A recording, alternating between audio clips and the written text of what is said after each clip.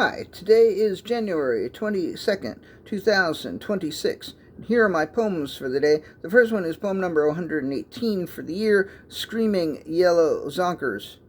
One thing I have discovered is that occasionally the names of random snack foods pop into my head, like popcorn, like Screaming Yellow Zonkers, or like the popcorn in Screaming Yellow Zonkers.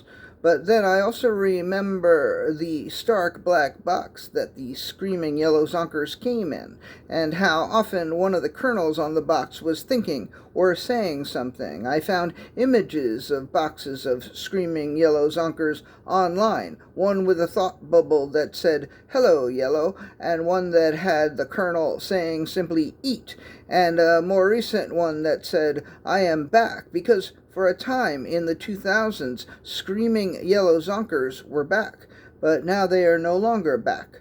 The Yellow Zonkers scream no more. Poem number 119, Fiddle, Faddle.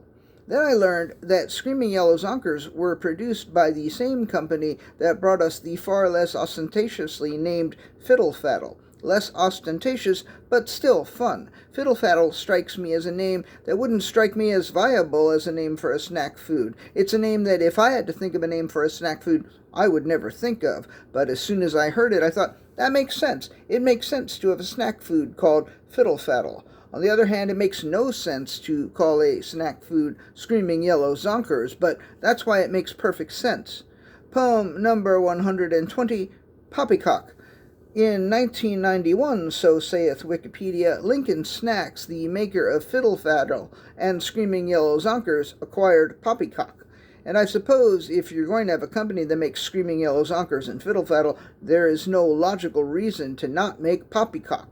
In terms of slang, the phrase fiddle faddle and the word poppycock have similar meanings. In fact, they are both rather appropriate responses to the news that there is a snack food called Screaming Yellow Zonkers. So I guess it all makes sense, and everything has come full circle, and all is right in the universe.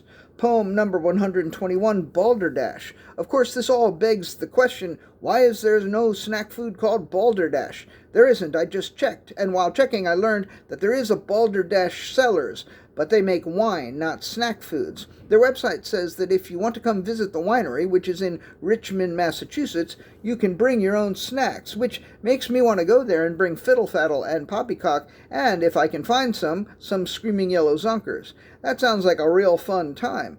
I could even bring some non-alcoholic wine, although their website says not to bring alcoholic wine. But I wouldn't do that anyway, because alcoholic wines always get too full of themselves and make a scene and throw up everywhere and generally cause embarrassment to anyone associated with them.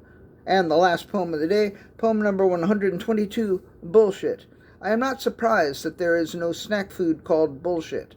But if one day someone makes a snack food called bullshit, I don't think I'd be surprised by that either.